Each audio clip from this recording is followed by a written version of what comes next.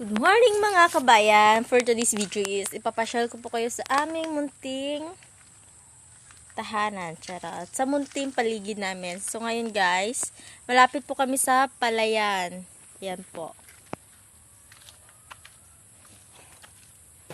Saka guys, maulan dito ngayon. By the way, nasa probinsya po kami ng Aklan. Lezo, Aklan. Yan po.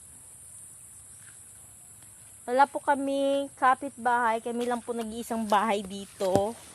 Yung kapitbahay namin medyo malayo pa. Yan po.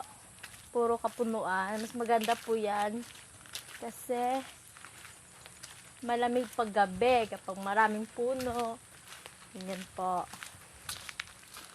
Bago po kami makarating dito, tatawid na kami ng ilog. Ay, ipapakita ko po yung aming daanan. So, ngayon guys, maputik ngayon yung daanan namin. Yan po, puro ilog. Kapag gabi, nakakatakot dito dumaan. Kasi ang dilim-dilim. So, ito yung isdaan namin ng maliit. Tilapia lang ng yaman. Yan. Yan yung ilog. Dati guys, malaki yung ilog na yan. Kaso habang tumatagal, mas nagliliit siya.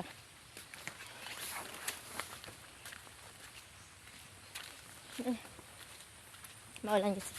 So, balik tayo sa bahay. Yan. Oh.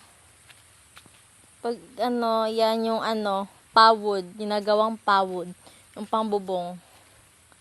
Gusto ko sana gumawa niyan kasi walang yung kahoy ba, yung butong. Yan.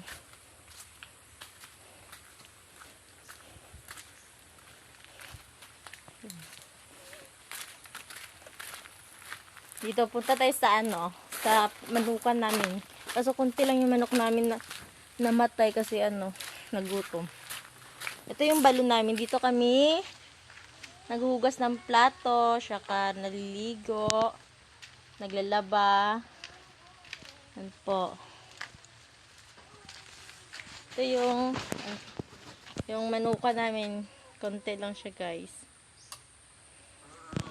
At ito yung